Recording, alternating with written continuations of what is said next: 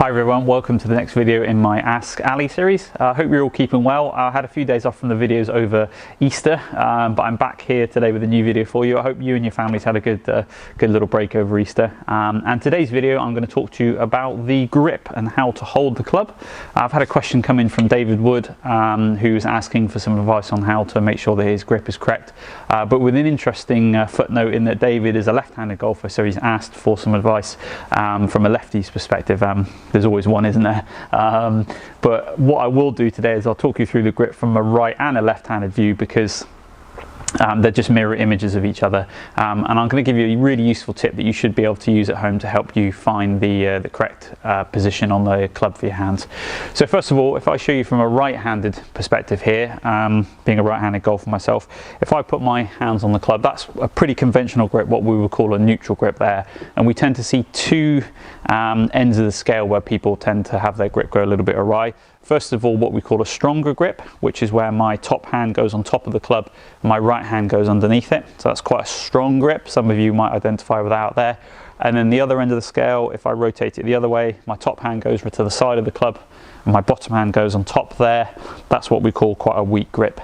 Now, each of those has its own problems and pitfalls, but somewhere in the middle there, a neutral grip is what we're looking for. So for the lefties out there, if I just flip the club upside down and you pretend it's a left-handed club, that would be a pretty neutral hold for a left-handed golfer there. And exactly the same principle, a strong grip would see my top hand go on top of the club and my bottom hand go underneath it, so that would be a strong grip there. And then a weak grip would see the top hand go to the side almost underneath and the bottom hand goes on top there, so that would be a weak grip for a left-hander. Mirror images of each other, but somewhere in the middle there, that neutral grip is what we're looking for to have the best mechanics, because I certainly believe the grip is probably the most important part of your fundamentals in your mechanics, because it's your connection to the club. If you have a poor connection to the club, you will struggle to make that club do what you want it to do, and therefore you will struggle to make the ball do what you want it to do. We see lots of funky grips out there in the PGA, really just because I think it's one of those things, it's very easy to talk about it, but it's quite difficult to give someone a feel to put their position, their hands in the right position on the club. And once someone gets comfortable with a certain hold on the club, even if it's slightly wrong, they'll generally stick with it. So I'm going to show you a real simple tip you can use at home to hopefully ensure that you get the right positioning on the club.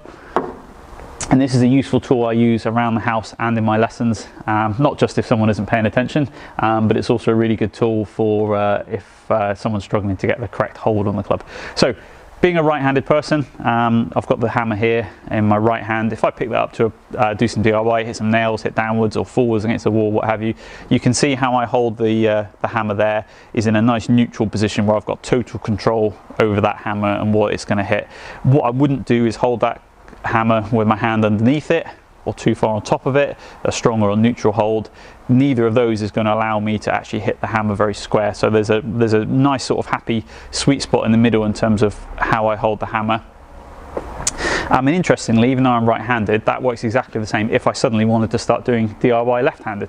Not that I've ever tried this, but instinctively I've picked up that hammer and with my left hand I'm holding it in quite a strong position. The key thing is to hold it and then think about applying force. Don't just pick up the hammer, because you could pick it up incorrectly. But if you picked it up and found something to whack around the house or just imitate some hammer swings, very quickly you'll realise if you've got the hammer in too weak or strong a position. So there's a happy sweet spot there for both hands, and then what I would do is put both hands onto the hammer. That's as a right-hander, but again it's exactly the same if you're a left-hander. That happy medium, if you actually were to be able to precisely apply force downwards or forwards accurately, then you're going to have a good hold on the club. The reason I think people do it a lot more instinctively with things like a hammer, or a screwdriver is another one if you're turning a screwdriver, is because we treat that as a tool and we're trying to use the tool for a certain task, whereas I really honestly believe that a golf club is no different. This is purely a tool, and we use that tool for the task of hitting a golf ball. So if we were to actually pick up this tool and hold it in a very natural way that we pick up most other tools, we will be able to control it much better than maybe some of the typical golfers that we see manage to do. So hopefully you've got a hammer lying around the house. Like I said, screwdrivers are a relatively similar tool you can use as well in terms of getting the correct hold on it. Give that a try. If you've got any questions, anything you're not sure about, fire them over to me and I'll try and address them for you. But the nice thing with that little tip is it's something that hopefully transcends a video camera, and even though I'm not there, if you pick up a hammer, you're going to get a good feel for what the correct positioning is on the club.